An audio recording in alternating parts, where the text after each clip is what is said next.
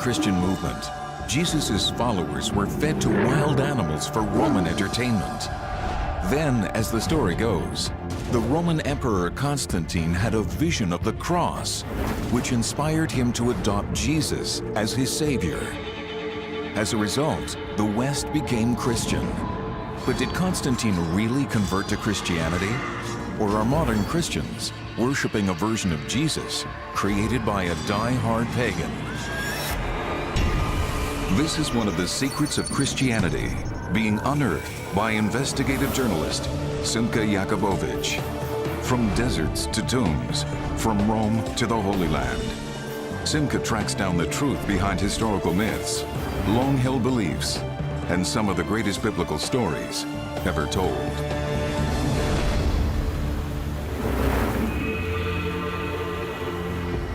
Simka has come to Turkey, to the city of Istanbul. Back in the 4th century AD, Constantine built his new capital here and called it Constantinople. By that point, Constantine had already legalized Christianity. But it's still a matter of controversy whether Constantine himself became a true Christian. I'm underneath modern Istanbul, the city that Constantine built. Until Constantine, some 300 years after the crucifixion, Christianity was essentially an illegal movement. After Constantine, within a few years, a few decades, it would become the official religion of the Roman Empire, and the reason why so much of the world today is Christian. The question is, who was he? And the religion that he created, is it a religion that Jesus would recognize? In the 4th century AD, the Roman Empire was divided into 4 major areas. Each region had its own ruler. But when Constantine's father, who ruled the West, died in York, England in the year 306, his army declared Constantine ruler of the entire Roman Empire.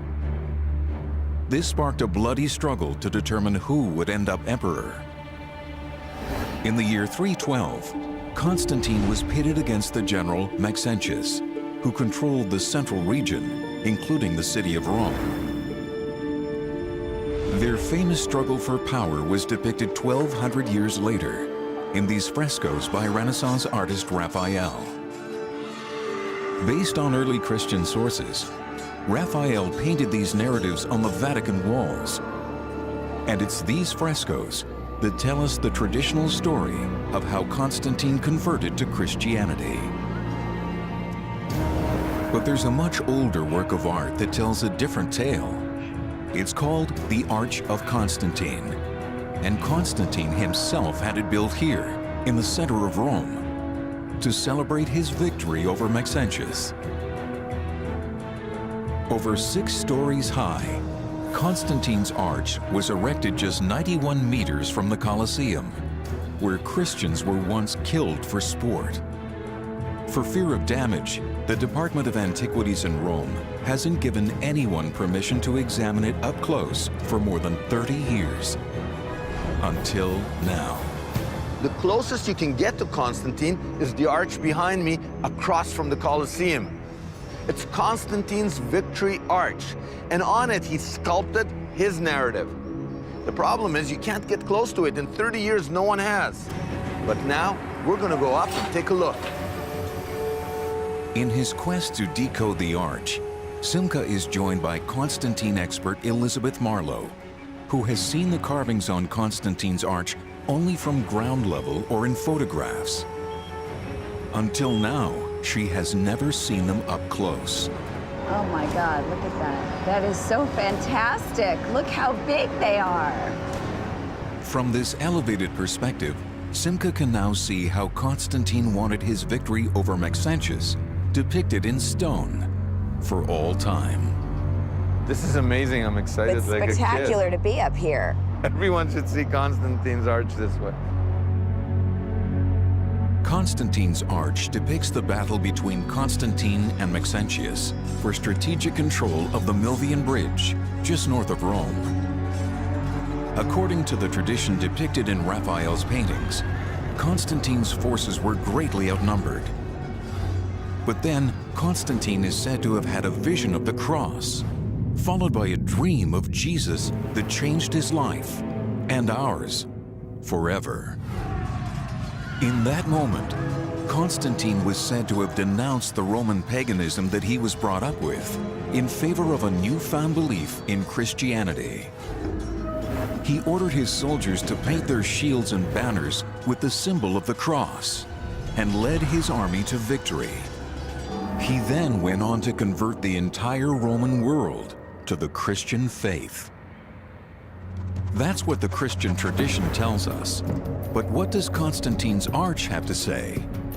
In this panel, Constantine's face was deliberately hacked out by a long-forgotten opponent to his legacy. Here, we can still clearly see the defeated Maxentius drowning in the river Tiber. But is there any evidence that Constantine really had a vision of the cross that converted him to Christianity? Who's that guy behind him? That's one of his own men carrying a standard. That's a military standard. No cross there. No cross there.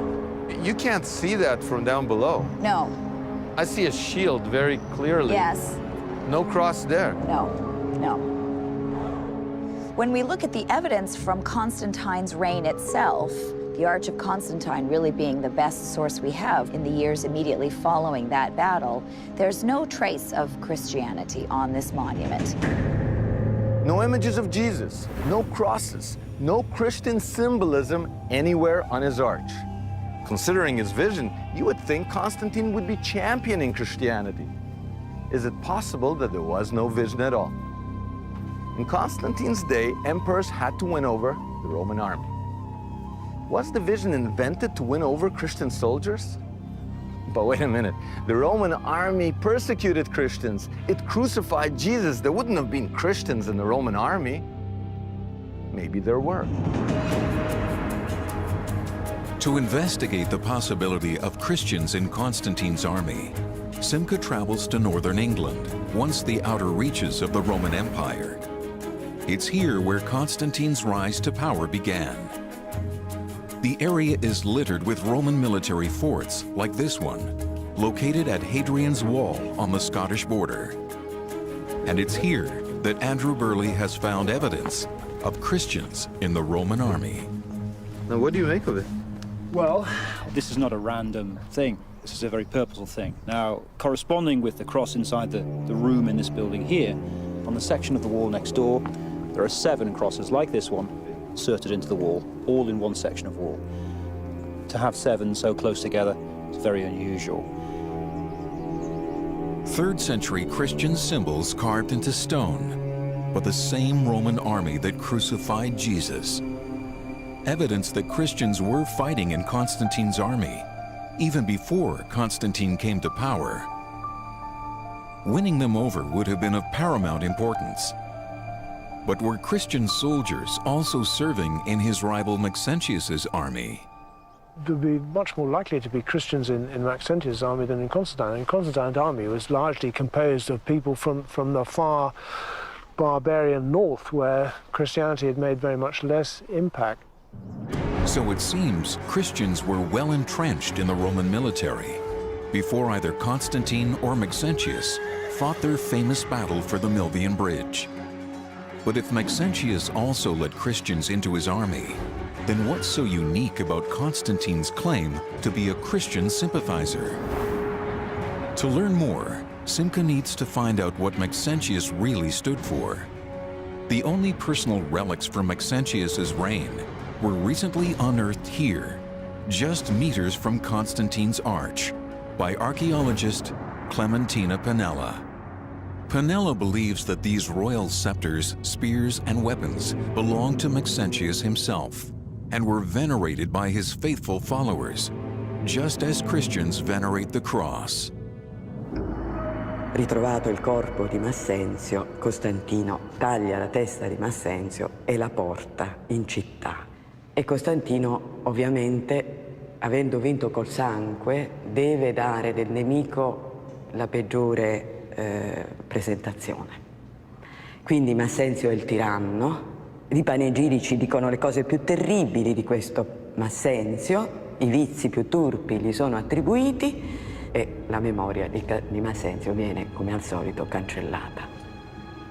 Upon his victory, Constantine tried to wipe Maxentius from history's good books by portraying him as a pagan tyrant and a Christian persecutor. Però Massenzio invece è stato un grande imperatore e Massenzio non diede fastidio ai cristiani. E io mi chiedo che cosa sarebbe successo se Costantino non avesse vinto. Che cosa sarebbe successo della nostra civiltà, che poi è piena di cristianesimo e noi siamo dei discendenti di questa battaglia. So if the image we have of Maxentius as an evil pagan tyrant has been fabricated, is it possible that the image we have of Constantine as a Christian emperor has also been fabricated? To answer that question, Simca now investigates a secret religion that claimed the most powerful people in the empire as its followers. This religion worshipped a pagan god who had an uncanny resemblance to Jesus. Early Christian history states that the Roman Emperor Constantine received a divine vision of Jesus before defeating his arch-rival Maxentius, winning control of the Roman Empire and causing the Western world to become Christian. But was Constantine a true Christian?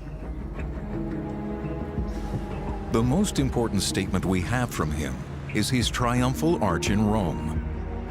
On it, Simca doesn't find a single Christian icon, but he does find pagan symbols. On this panel, Constantine is surrounded by pagan gods, the god of the river Tiber, a winged goddess of victory, and by Roma, goddess of Rome. An archaeological patchwork of pagan symbolism.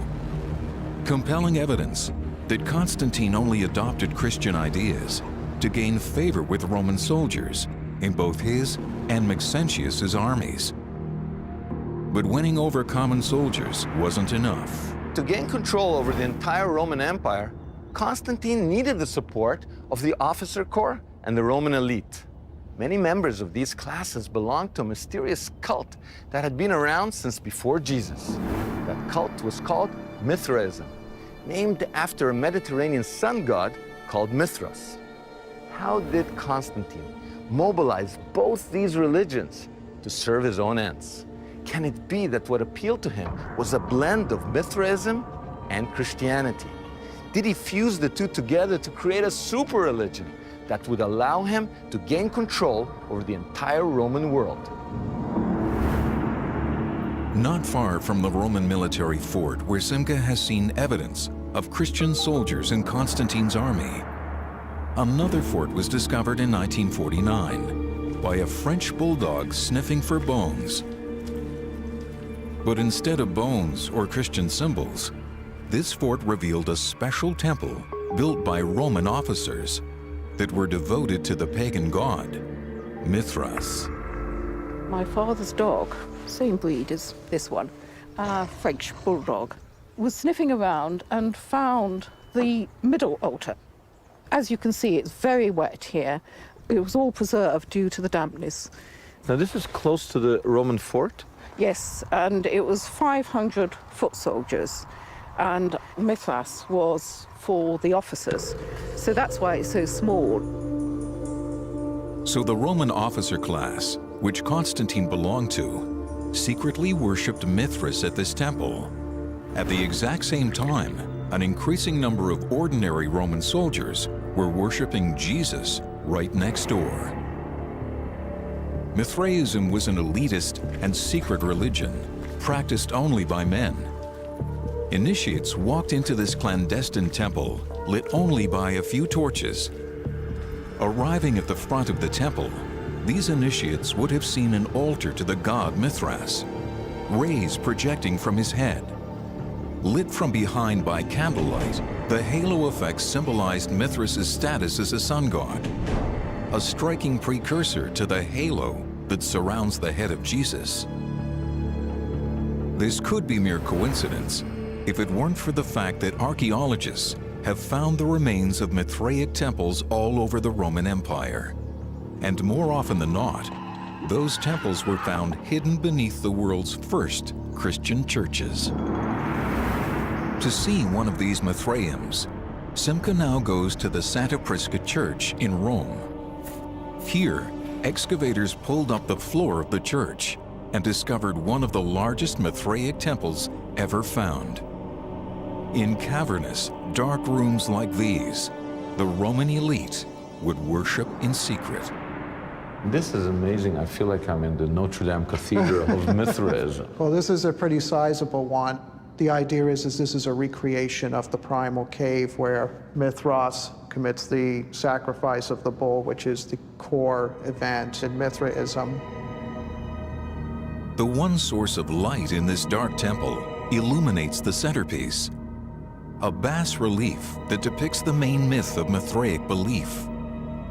Jutting out from the primordial rock, the sun god Mithras, the son of the sun, slaughters the sacrificial bull. And through the shedding of his blood, the universe is created anew. Essentially what we're seeing is Mithras being seen as the key creator god who makes possible the regeneration of life. And you've got the primordial rock, you know, the cocoon out of which the whole universe is born. Impressive, but it also sounds pretty pagan. And yet, a strange inscription here suggests a more Christian approach. We don't have many inscriptions of Mithras. Right. It's a secret, and they didn't write that much. This is unusual, this place, that it does have a very faded inscription. That is correct. One particular text, the Latin translates as, "And you have saved us through the shedding of the eternal blood." You have saved us through the shedding of the eternal blood. Yes. So here, the central bloodletting Yes. is seen as an act of salvation. Yes, and the key event in the whole nature of cosmic creation and the whole nature of life. Mithras sacrifices the bull and spills its blood, strangely corresponding to the Christian concept of Jesus offering his own blood to save mankind. But the similarities don't end there. A lot of the Mithraic rituals very closely corresponded to what the Christians would do in their worship. The sacred meal that they would participate in is taking the body or the blood of this sacrifice by sharing a meal of bread and wine. Here? Here. So it's communion. It's basically a communion, a Eucharist. And those who partake in this feast will live forever. So just as Christians reenact the Last Supper with Jesus before his death, a form of communion was also practiced here. And just as Jesus died and was resurrected, so was Mithras, which is why at this altar, Mithras is pictured right next to a sculpture of an Egyptian god. And this particular god, if you look carefully at his forehead, you notice that little lock that hangs down there. That's actually would signify that he is the reconfiguration of the god Osiris. And Osiris is the dying Exactly. and resurrecting Right. god of the Egyptians. Right. Just like Christians, Mithraeus believed in the concept of resurrection, which may explain why both religions were popular to members of the Roman military. Faced with the daily risk of death, who wouldn't put their faith in the possibility of resurrection and eternal life? But what's most compelling is evidence that Mithras' followers celebrated his holy birth on December 25th, the same day that Christians would later celebrate the birth of Jesus. It was shocking to me when I learned that nobody talked about Jesus' birthday as December 25th when, Right. when Jesus was walking the earth. Yes. It was Mithras' birthday. That is correct. And this is because December 25th was for the Romans always a traditional important holiday, the Feast of the Saturnalia, which went on for 12 days. And everybody was expected to give presents during Oh my that time goodness. period. And So suddenly 12 days, gift giving, December 25th. and a lot of these symbols do find their way into Christian iconography. As it turns out, Mithraism is embedded in the Gospels themselves through the story of the three wise men. At the Church of St. Apollinare Nuovo in Ravenna, Italy, the iconography is still Mithraic. Here we have the three wise men, also known as the Magi. This is the scene as recounted at the birth of Christ, that these three wise men are bringing these gifts to the Christ child. And the hats that they're wearing, in Greco-Roman art, this sort of became the standard hat that would be used in their artwork to denote somebody who's an Easterner. But these hats weren't worn by just any non-Christian from the East. Called Phrygian caps, they were the official hats of the Mithraic priesthood, also known as the Magi. Even Mithras is depicted wearing the same style of hat. And although there are no Christian symbols on the Arch of Constantine, the arch is literally ringed by 8 Magi-looking figures wearing the Phrygian hats of the Mithraic priesthood. But if Constantine was the worshiper of a sun god, how could he have championed Christianity? Unless he created a new version of Christianity, partially fashioned in the image of Mithraism. To do that, he would have had to convince Christians that he was one of them, while in reality supporting the introduction of pagan ideas into their faith. And to do that, I believe Constantine needed the help of someone working on the inside of the early Christian church. Constantine is known to history as the emperor who converted the Roman Empire to the teachings of Jesus. But the Arch of Constantine has no Christian symbolism on it whatsoever. And evidence found beneath the first Christian churches suggests that Constantine fused Mithraism with Christianity to win the patronage of the powerful Roman elite. But this leaves one problem. How could Constantine get true Christians to go along with his version of their faith? And what about the founding fathers of the church? After years of persecution, of worshiping in secret, surely they wouldn't let Constantine manipulate their religion for his gain. Or would they? There's compelling evidence to suggest that Constantine's vision was a postscript to what really happened at the Milvian Bridge. As it turns out, while Constantine was still alive, there was only one church father who recorded Constantine's life and his celebrated conversion to Christianity. His name was Eusebius, and besides becoming Constantine's sole biographer, he also became Constantine's right-hand man in the Christian world.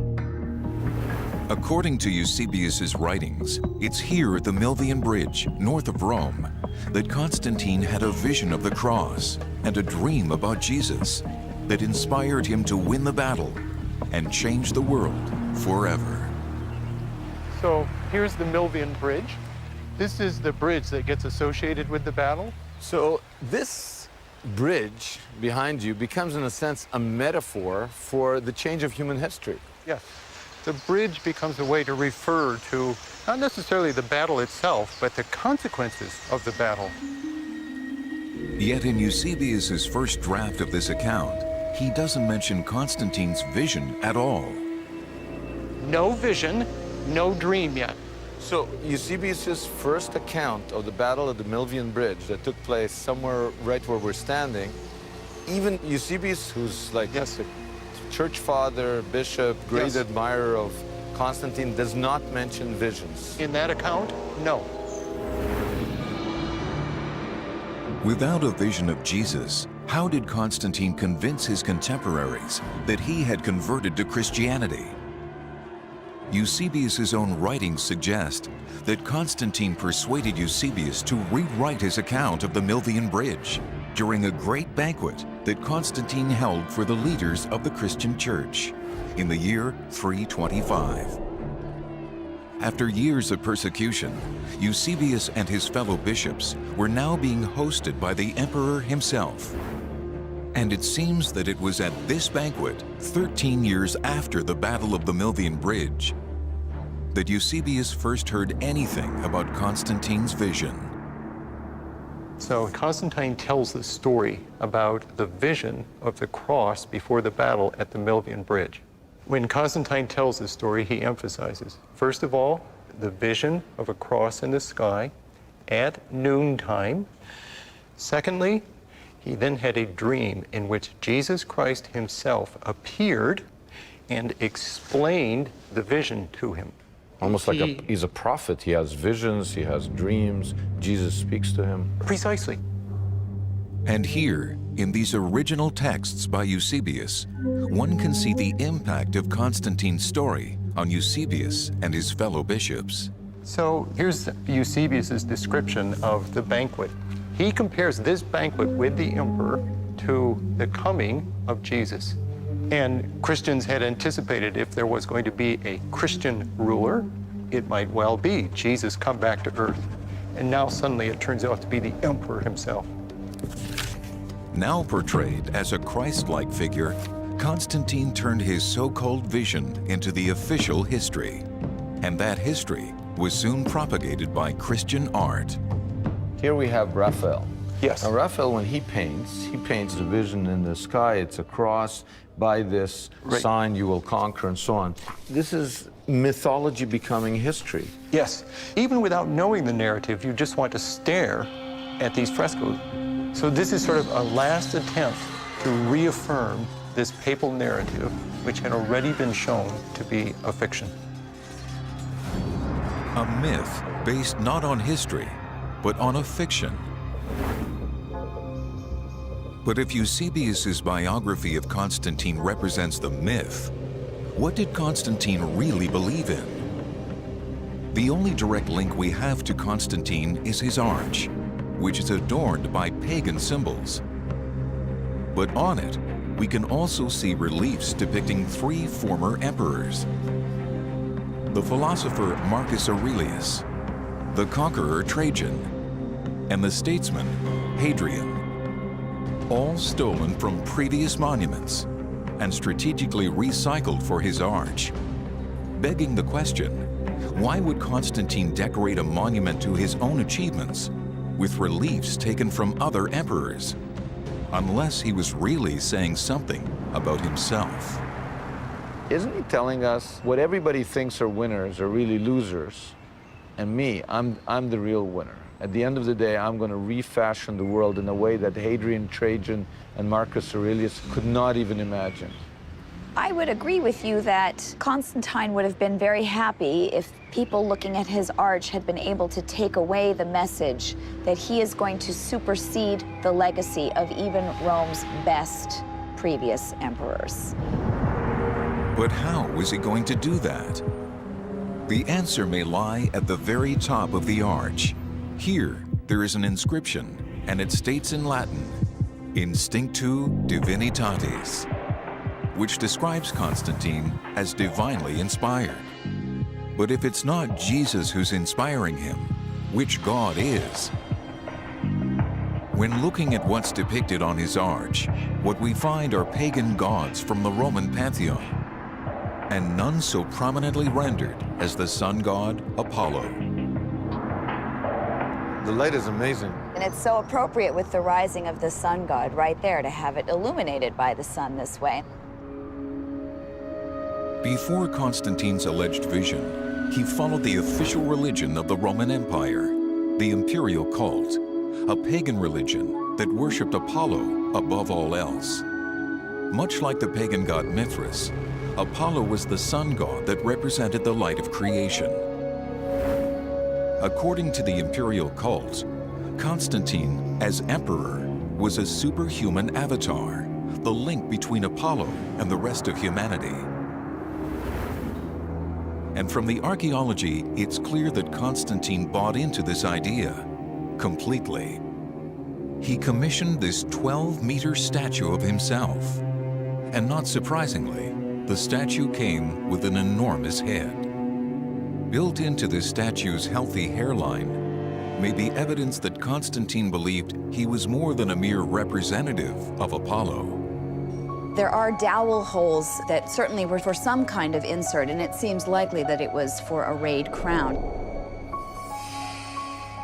That's not Christian to me. To me, that's saying, I am God. Right. There's absolutely no humility in any of Constantine's self-fashioning. I mean, he's very happy to have a 40-foot tall statue of himself looming over this space in the center of Rome. He allows cities in the north of Italy to erect cults to his family, to worship him as a god. He's aloof, he's Yes. giant, and he's Yes. godlike. Yes, he's superhuman. He is superhuman. The image of Constantine with sun rays emanating from his head not only matches the earliest images of Apollo, it also matches the iconography of Mithras. And is it just coincidence that Christian art begins to depict Jesus the same way, with a halo of light around his head? Or was Constantine combining all the gods of light into one? When Constantine claimed to have had a vision of the Milvian Bridge, which religion was Constantine truly embracing? Did Constantine abandon paganism for Christianity? Or did he blend Apollo and Mithras into Jesus Christ, and then refashion all three in his own image? As it turns out, when Constantine had his arch built, he topped it off with a bronze portrait of himself. Destroyed in antiquity, this statue depicted him riding the same kind of chariot as Apollo, seemingly taking off into sunny skies. Constantine is known to history as the first Roman emperor to convert to Christianity, legalize it, and thereby change the world. But the archaeology he left behind suggests an alternative history. His triumphal arch is covered with pagan symbols, and from the statues he erected of himself, it seems that Constantine not only worshipped pagan gods, he saw himself as having a special relationship with them. If Constantine saw himself as divinely ordained, he would have seen his reign as a new founding. He would have believed that he was responsible for changing the course of human history. And the new founding needs a new capital. Rome would no longer do. So he went to what is today Istanbul in modern-day Turkey, and he founded a new capital for his new empire. He didn't name it after Jesus or the apostles. Rather, he stayed true to his nature, and he named it after himself. He called the new city Constantinople. He left Rome, and he certainly never returned there again. Settled on this incomparable site. It bridges the two continents. It's strategically and tactically located in virtually an ideal position, easily defended. And I think he wanted a monument to himself. He wanted his own city with his own imprint on it. Despite Constantine's reputation as the first Christian emperor, the most dominant feature of Constantinople's skyline was not a Christian church, but a giant column that was once topped by a huge bronze statue of the sun god, Apollo. The statue is long gone, and the column is under renovation. But at the time of Constantine, people were worshiping the sun god here. When the city was built, this was a big plaza or forum, and that column was in the center of it. It's about 100 feet in the air. What's significant about it is that in subsequent years, Christian bishops and theologians were very upset about the fact that the people of Constantinople conducted divine services here. And yet, Constantine's statue of Apollo was not like other pagan images. He did make a slight modification to it. He replaced Apollo's face with his own. But what's even better is the tradition continues that in this statue, he put a relic of the true cross. So he's attaching relics of Jesus to, or inserting them in this statue. So he erects a statue of himself, and this statue depicts him as Apollo, but for good measure, we've got a little bit of the true cross mixed in. Yes. Did Constantine pull off the greatest hoax of all time by pretending to be a Christian? Was he actually equating himself with both Apollo and Jesus? Or did he merely see himself as their special emissary? To find out, Simca returns to the arch, but this time he's not looking at what's on the arch. This time, he's looking at how the arch was positioned. From this bird's-eye view, he is reminded that Constantine's arch is off-center by almost 2 meters from the original road that ran through it. But why? The Romans were famous for their feats of engineering. Surely they wouldn't make a mistake when building the emperor's new arch. There had to be some other reason, a reason that must be hiding in plain sight. Based on ancient records, we know that during Constantine's time, there was a colossal statue that stood 108 meters behind the arch. But this was not just any statue. It was a 30-meter-high monument to Apollo. Is there a connection between the statue and the arch?